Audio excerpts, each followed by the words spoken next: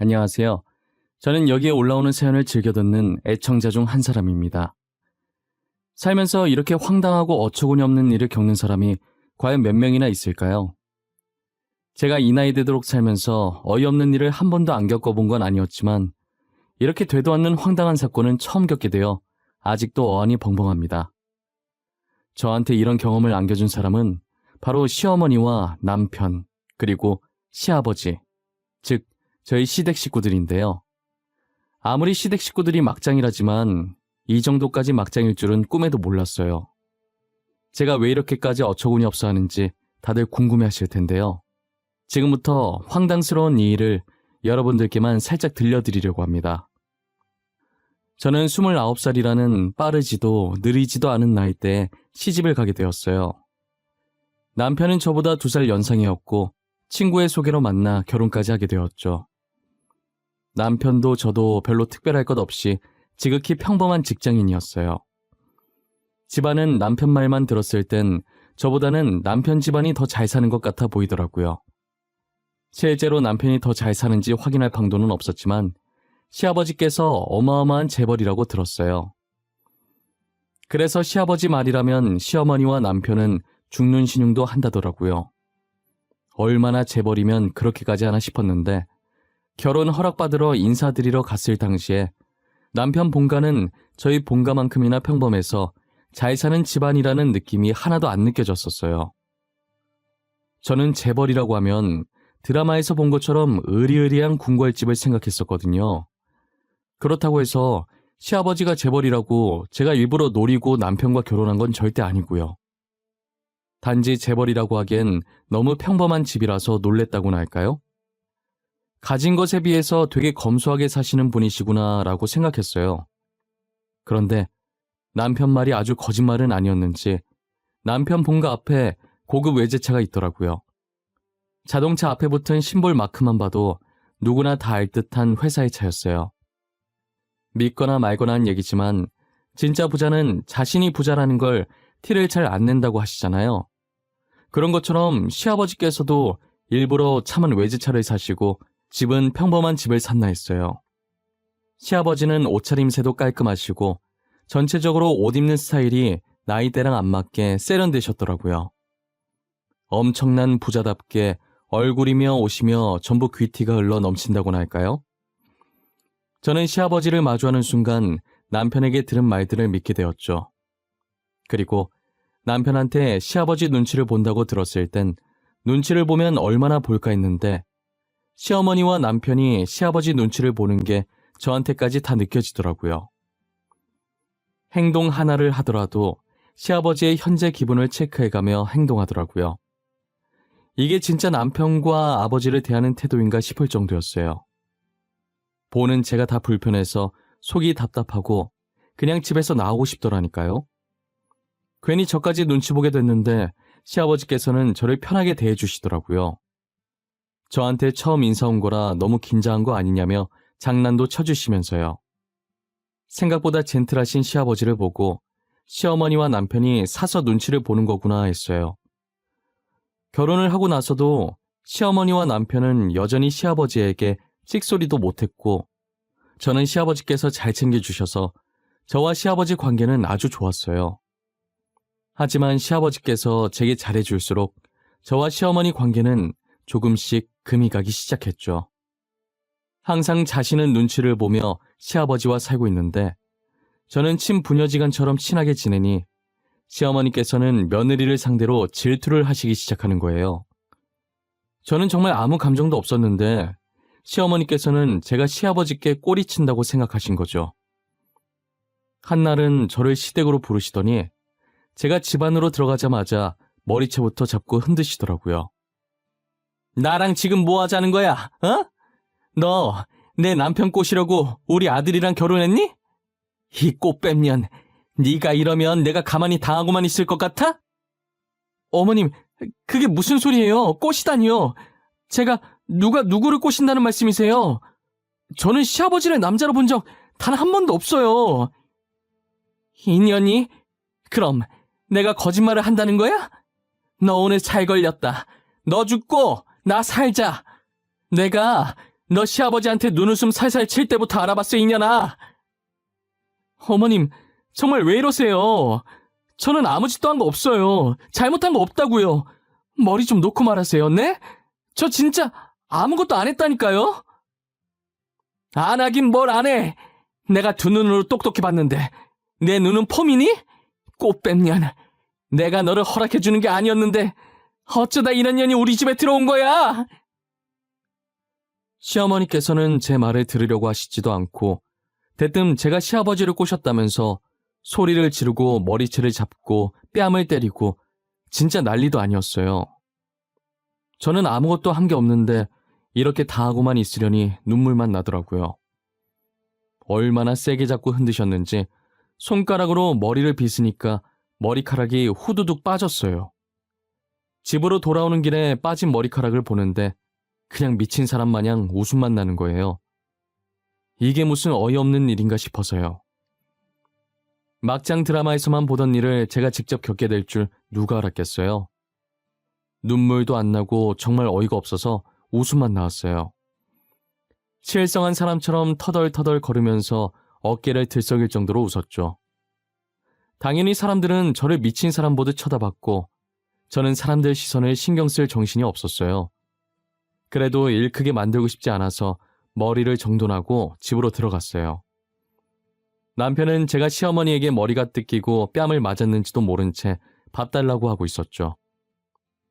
오늘만 남편 보고 차려 먹으라고 하고 안방으로 들어왔는데 남편은 또 남편대로 난리를 치는 거예요. 시연아, 밥은? 나 아직 밥 못 먹었는데. 아, 배고파. 빨리 밥 좀 차려줘. 나 아까 점심도 대충 먹었단 말이야. 빨리 밥 차려줘. 오빠, 진짜 미안한데 오늘 하루만 오빠가 알아서 밥 차려 먹어. 나 지금 밥 차릴 기분이 아니야. 밥 먹고 싶지도 않고.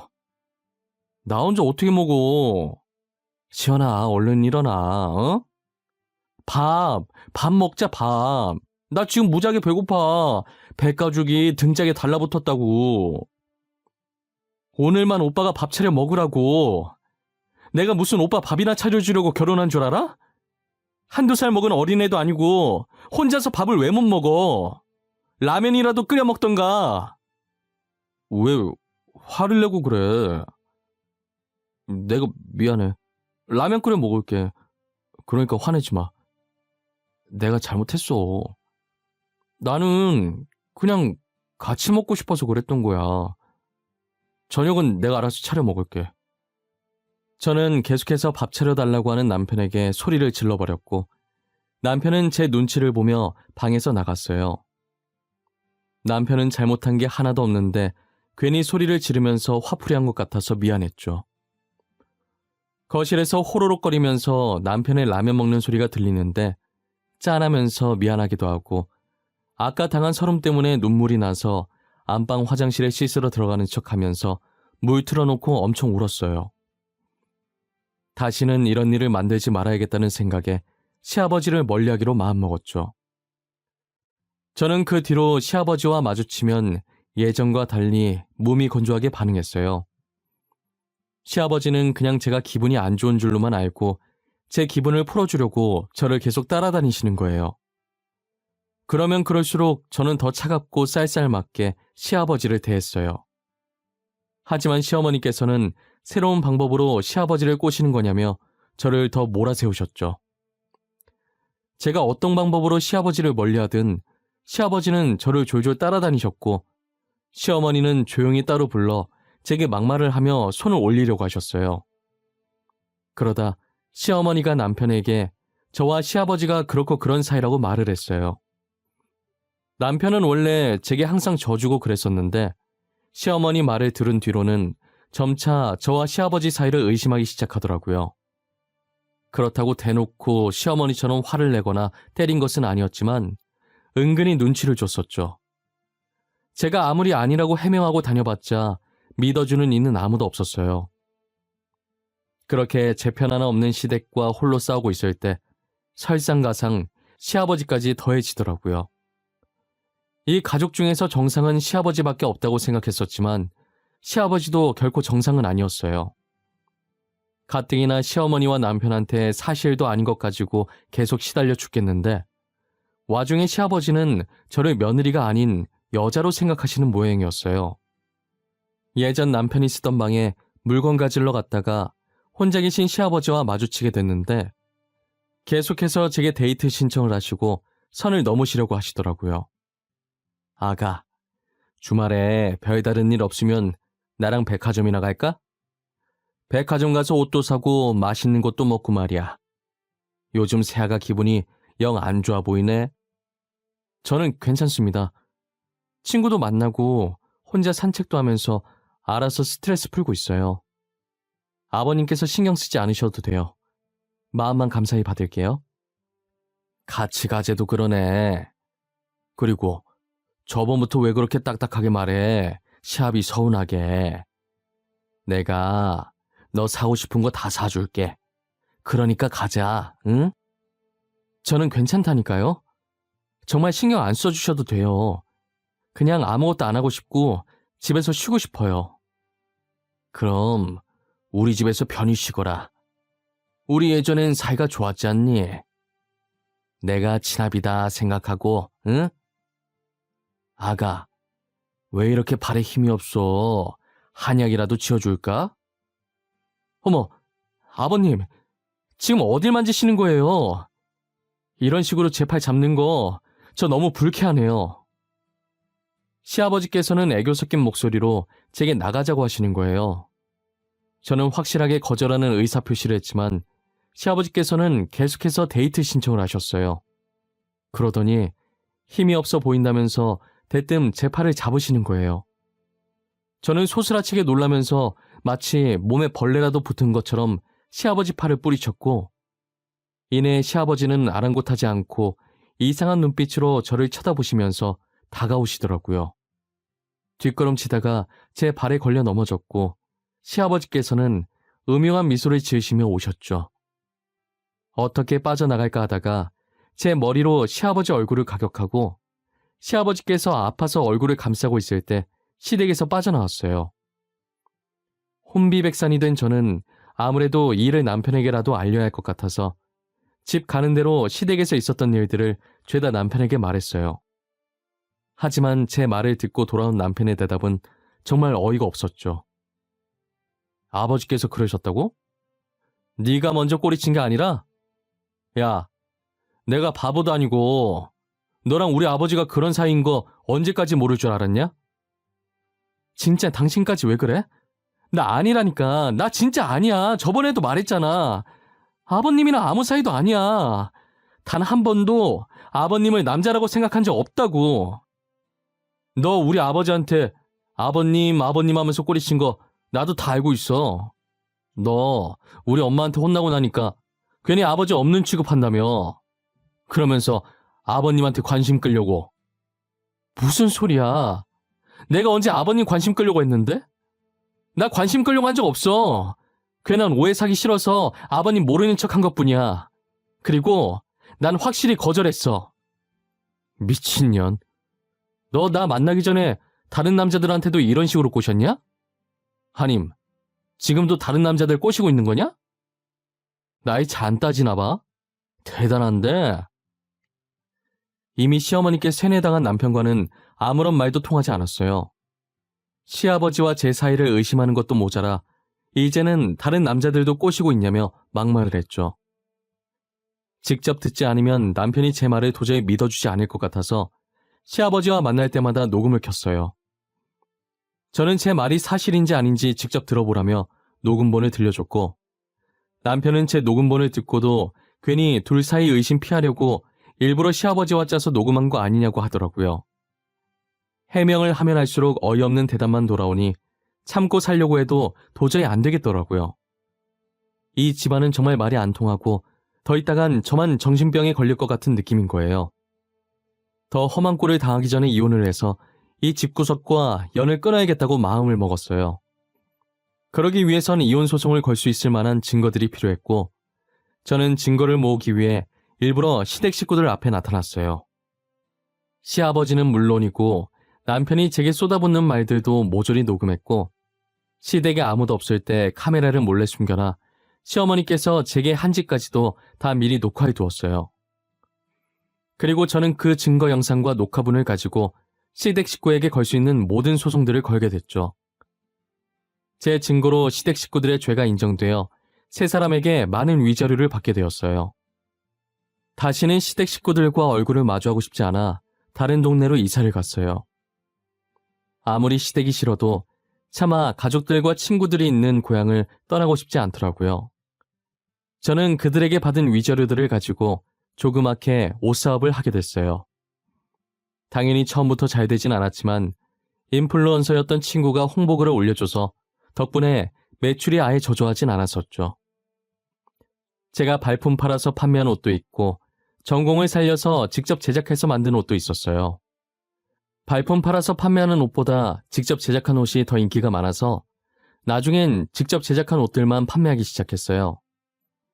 첫 사업이다 보니까 기대를 하나도 안 했었고 이 정도까지 단기간에 대박 날 줄은 정말 몰랐어요.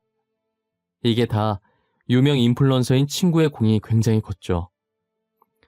시간이 지날수록 혼자서 모든 업무를 쳐내기에 버거워졌고 그래도 끝까지 혼자 해보려다가 결국 직원을 2명 정도를 고용하고 조그만한 오피스텔을 구해 사무실로 만들었어요. 제 인생의 첫 작업실이자 사무실은 이렇게 조촐하게 시작해봤어요. 그러다 제가 홈페이지 공지에 앞으로 수익금 일부를 미혼모에게 기부한다고 했더니 매출이 2배 가까이 상승했고 계속해서 입소문이 나는지 주문량이 폭발하더라고요. 저희 쇼핑몰은 얼마 지나지 않아 회사까지 하나 짓게 되었죠. 이혼을 한 지 불과 2년이라는 짧은 시간이었지만 저는 꽤나 많은 돈을 벌게 되었어요. 과연 시아버지께서 얼마나 많은 재산을 가진 부자셨는지는 모르겠지만 조만간엔 시아버지 버금갈 정도로 부자가 되지 않겠나 싶어요. 저는 첫 번째 결혼을 실패한 이후로 재혼이라는 건 상상도 하지 못했어요. 또 전 시댁 식구들 같은 사람들 만나서 뺨을 맞고 폭언을 들을까봐 감히 엄두도 안 났었죠. 하지만 저희 회사와 협약을 맺은 공장 직원이 제게 끝없이 구애를 하더라고요. 10번 찍어 안 넘어가는 나무 없다는 말이 있듯이 연애한다고 다 결혼하는 것은 아니니 가볍게 만나보자는 마음으로 공장 직원의 고백을 받아들였어요. 저는 애초에 고백 받아주기 전에 모든 것을 오픈하고 남자친구를 만났어요. 재영씨, 저는 재영씨가 정말 착하고 괜찮은 사람인 거 알고 있어요. 하지만 저는 이혼녀예요. 한번 갔다 온 사람이라고요. 그래도 괜찮아요? 이혼녀인 게 왜요? 요즘 이혼녀가 흠인가요? 시연씨가 잘못해서 이혼한 거 아닐 거 아니에요.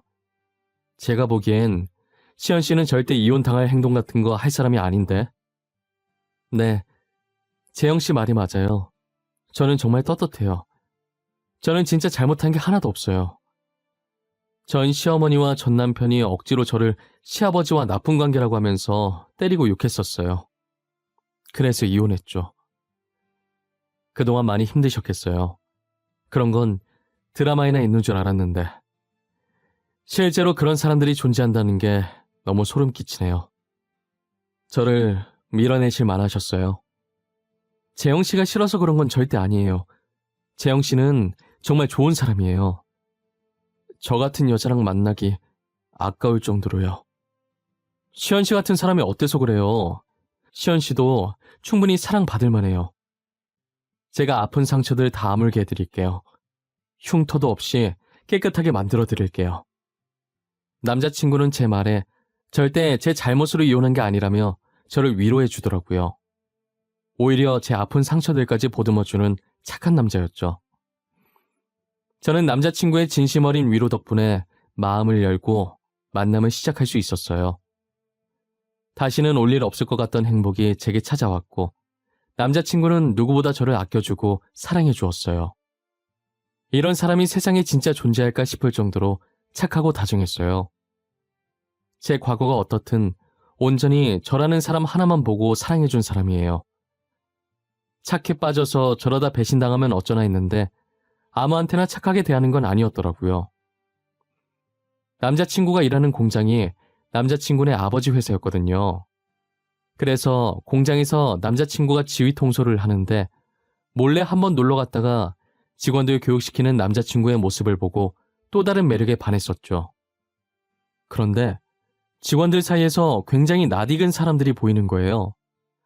멀리서 봐서 얼굴은 자세히 안 보였긴 한데 전체적으로 엄청 익숙한 실루엣이었어요. 도대체 누구인지 골똘히 생각하고 있을 때 직원 교육이 끝났더라고요. 그래서 생각하던 걸 멈추고 재빨리 위층에 있는 남자친구 사무실로 들어갔어요. 남자친구와 데이트를 하고 집으로 돌아와서야 그 사람들이 누구였는지 기억이 나더라고요. 다시는 마주치고 싶지 않은 사람들. 만약 마주하게 되면 시원하게 뺨이라도 갈기고 싶은 사람들이었죠. 여러분들이 예상하시는 것처럼 그 사람들은 저의 전 시어머니와 전 남편이었어요. 그렇게 시아버지 부자라고 자랑을 하더니 저한테 위자료 주고 돈이 없었는지 결국은 공장에서 일하나 봐요. 위자료 그게 몇 푼 된다고 꼴랑 그거 주고 파산이면 애초에 부자도 아니었다는 말이잖아요. 침대에 가만히 누워서 아까 공장에서 본 전 시어머니와 전 남편을 곱씹어 볼수록 기가 차더라고요. 자신들은 부자라고 떵떵거리다가 지금은 처량하게 공장에서 일하는 신세가 되었는데 그렇게 무시하고 괴롭혔던 전 며느리는 이렇게 성공해서 나타나면 과연 무슨 얼굴일지 궁금해지는 거예요. 그래서 저는 공장 구경시켜달라는 핑계로 남자친구에게 공장에 놀러 가겠다고 이야기했죠. 남자친구는 구경한다고 다른 거 아니니까 흔쾌히 오라고 하더라고요. 저는 원래 브랜드 옷을 잘 안 입었는데 그날 처음으로 명품 쇼핑을 했었던 것 같아요. 정말 머리끝부터 발끝까지 이름만 대면 모두가 아는 브랜드로 치장을 했죠. 제가 체크카드밖에 안 써서 카드를 긁을 때마다 일시불로 바로 돈이 나가는 게 보이니까 이 맛에 돈을 버는구나 싶은 희열이 느껴지더라고요. 이렇게 돈 자랑하고 싶지는 않았는데 전 시댁기를 확 눌러주고 싶었어요.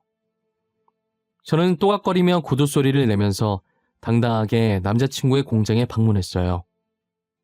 교육이 끝나갈 때쯤에 가긴 했어도 아직 교육을 하고 있던 터라 조용했었는데 구두 소리가 청량하게 들리니 다들 제 쪽으로 시선을 돌릴 수밖에 없었죠. 저는 여유롭게 미소를 지으며 남자친구에게 향했어요. 남자친구는 저를 보자마자 해맑게 웃으면서 손을 흔들더라고요. 그리고 직원들 무리 사이에서 딱 두 사람이 눈에 띄게 표정이 안 좋아졌어요. 저와 눈이 마주치자마자 전 시어머니와 전 남편의 얼굴이 새하얗게 질려 있더라고요. 그러더니 두 사람은 저를 향해 달려드는 게 아니겠어요? 예상치 못한 반응이기도 하고 예전에 당하던 게 떠올라서 또다시 그들에게 당하게 될까봐 저도 모르게 주춤거렸어요. 하지만 예상과 달리 두 사람은 제 손을 부여잡고 울기 시작하시더라고요. 아가, 이게 몇 년 만이냐? 그동안 뭐하고 지냈어? 얼굴 보니까 잘 지낸 것 같긴 한데 어떻게 여기서 만나? 여보, 처가댁 찾아갔었는데 당신 없다고 하던데 어디로 이사 간 거야? 전화를 해도 없는 번호라고 하고 우리가 얼마나 찾았는 줄 알아? 당신들이 나를 왜 찾아? 나한테 무슨 볼 일이 있다고? 우리 이혼하고 끝난 거 아니었어? 우리가 다시 볼 이혼은 없는 것 같은데? 왜 볼 일이 없어? 우리 그동안 반성 많이 했어. 내가 그땐 정말 미안했다. 네가 우리 남편 재산 탐내는 줄 알고. 그치만 우리는 그렇게까지 해서라도 꼭 살아야 했어. 염치 없는 거 아는데, 내가 이런 말 꺼낼 자격 없다는 것도 아는데 다시 잘해보면 안 될까? 우리 그동안 정말 많이 반성하고 너 많이 그리워했어. 말 같지도 않은 소리 하지 마. 내가 왜 당신이랑 다시 잘해봐야 하는데? 나 당신들 얼굴 보고 싶지도 않아. 당신들이 그동안 나한테 어떻게 했는데? 아가, 일단 진정 좀 해보거라. 우리도 다 사정이 있어서 그랬어. 진정하고 우리 말 좀 들어보면 안 되겠니? 전 시어머니의 말인즉슨 제가 알고 있던 전 시아버지께서는 전 남편의 친아버지가 아니었어요. 전 시어머니께서 전 남편의 친부와 이혼하시고 지금의 전 시아버지를 만났었는데 제가 그때 전 남편 본가에서 본 외제차를 끌고 다니는 걸 보고 부자라고 오해를 한 거예요. 그리고 전 시아버지께서도 계속 전 시어머니께 부자 행세를 하시고 다니셨었고 전 시어머니는 저처럼 그 차를 보고 진짜 부자라고 믿고 계셨던 거죠. 전 시어머니와 전 남편은 전 시아버지의 재산을 노리고 있었고, 전 시아버지께서는 저를 이뻐하자 불륜이 아닌 것을 알면서도 불륜으로 몰고 갔던 거예요. 혹시나 전 시아버지가 전 재산을 제게 다 남겨주실까봐 일부러 그랬던 거죠. 그래서 제가 이혼 소송을 했을 당시에도 오히려 이혼해서 다행이라고 생각했다더라고요. 저한테 위자료를 주고 나서 전 시아버지가 가진 게 없는 빈털털이라는 걸 알게 되었죠.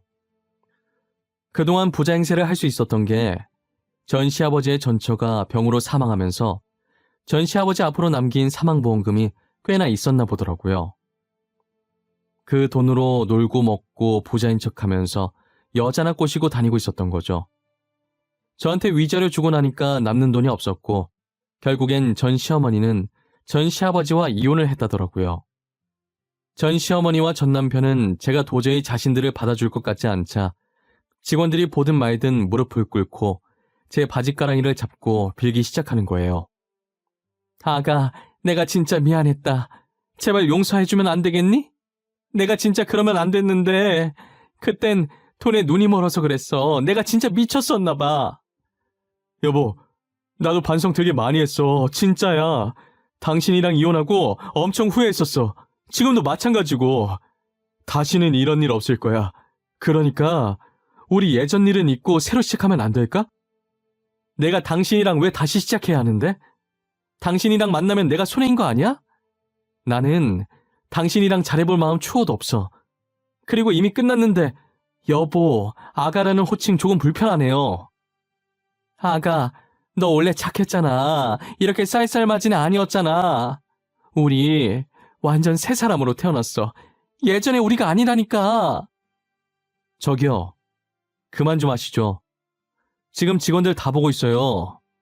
회사에서 지금 이게 뭐 하는 짓입니까? 이 사람, 제 여자친구입니다. 다시 시작해보자는 말 하지 말라는 얘기예요. 그리고 저희 곧 결혼합니다. 남자친구는 참다 도저히 못 봐주겠던지 제 앞을 막아섰고 두 사람을 향해 윽박을 지르더라고요. 그리고 그들에게 제가 자신의 여자친구임을 밝혔고 곧 결혼할 사이라고 말했죠. 결혼할 사이라는 말에 그들은 놀라서 남자친구를 봤고 저도 아직 청혼받은 게 없어서 그들처럼 놀랐었어요. 하지만 곧바로 표정 관리를 했고 남자친구는 표정 한 번 안 변하고 그들을 몰아세웠어요. 공과 사 구분이 뚜렷했던 남자친구였기에 사적인 일로 해고를 하지 않는 사람이었지만 이렇게 공적인 장소에서 무례하게 행동한 것엔 책임을 져야 한다고 했죠. 남자친구는 전 시어머니와 전 남편에게 내일부터 출근하지 말라고 통보했어요. 그들이 울면서 안 된다고 일해서 돈 벌어야 한다고 사정했지만 남자친구는 흔들림이 없었죠.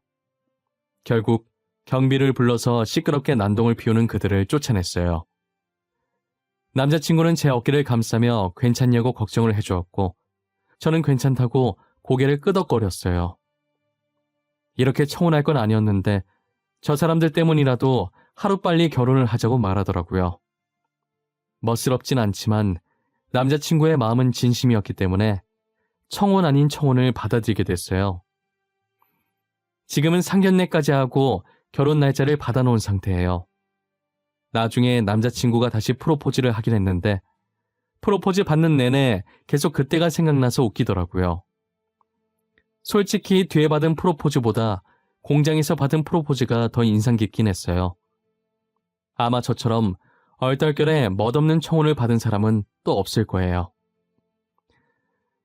솔직히 그날도 자칫하면 안 좋은 기억으로 남을 수 있었는데 그래도 남자친구 덕분에 이렇게 재미있는 에피소드 하나로 남게 되었네요. 저는 지금 행복하게 남자친구와 결혼 준비를 하고 있어요. 그리고 겹경사로 소중한 아기 천사가 남자친구와 제게 찾아와 주었어요. 아직은 초기라 조심할 때라서 예비 시부모님도 남자친구도 저를 공주대하듯 하십니다. 이런 대접을 받아본 게 처음이긴 한데 막상 받아보니 기분은 좋더라고요. 정말 제가 공주가 된 것 같은 기분이 들었어요. 저는 이혼을 경험하면서 정말 많은 것을 배우게 되었고 또 많은 것을 느끼게 되었어요. 행복은 쉽게 찾아오는 게 아니라더니 온갖 고난을 다 겪고 결국은 이렇게 행복해졌네요. 저는 힘겹게 찾아온 행복을 다시 놓치고 싶지 않아요. 제 이야기는 이쯤에서 마무리해보려고 합니다. 여러분들은 제 이야기를 듣고 무슨 생각을 하셨나요? 정말 막장 드라마가 따로 없다고 생각하셨나요? 아니면 저처럼 이런 일을 겪고 공감을 하셨나요? 무엇이 됐든 힘든 일 뒤에는 꼭 좋은 일이 따라온다라는 걸 잊지 않았으면 좋겠어요. 지금까지 이야기 들어주셔서 감사하고 늘 건강하시고 행복하셨으면 좋겠습니다.